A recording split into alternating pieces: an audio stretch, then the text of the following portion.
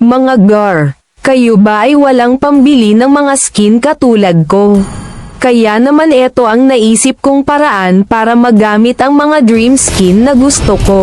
At gusto nyo ba na matutunan at malaman kung paano ko ito ginawa? Halina at panoorin hanggang dulo. Pero bago ang lahat, kung gusto nyo yung mga ganitong content, baka naman mga gar pwedeng pabulong, nandyan yung subscription sa baba. Mag-comment at share na din mga gar, maraming salamat sa suporta. So ayun mga gar, una sa lahat kailangan nyo munang mag-download sa Play Store ng Shizuko at Zenhub. FYI mga gar, applicable lang ito sa mga Android user 11 version above.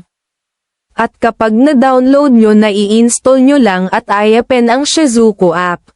May 3 kayong makikitang button sa baba, yon ay step-by-step guide, pairing at start.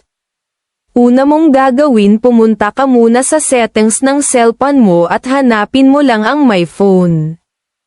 Pag nandito ka na, mag-scroll down ka lang at hanapin ang build number. Pindutin lang ito ng 5 beses at i-input mo lang ang PIN password ng cellphone mo. Pagtapos ay bubukas na ang developer option mo. At bumalik ka na sa apps ng Shizuko, pindutin mo lang ang pairing at isunod ang developer options. Sa part na to guys, nasa loob ka na ng developer option na kung saan kailangan mong i-scroll down at hanapin ang at ayon ang USB debugging at isunod ang wireless debugging. Ituloy ang pagproseso sa Use Wireless Debugging at pindutin ang Pair Device with Code at i-enter ang code na lumabas at pindutin lamang ang Start para maging active na ang ginawa mo.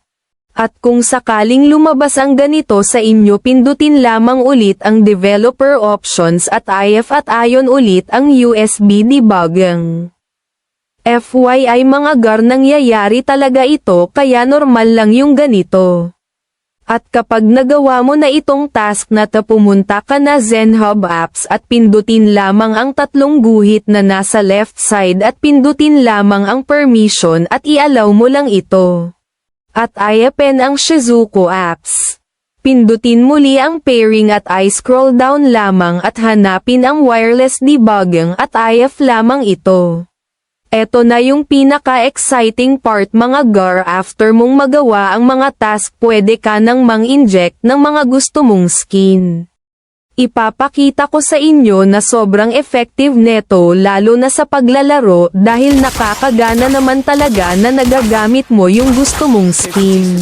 Ayun lang mga gar, maraming salamat sa panonood at kung nagustuhan nyo ang video nato ay pwede pa like at subscribe para updated ka sa susunod na content na kagaya nito.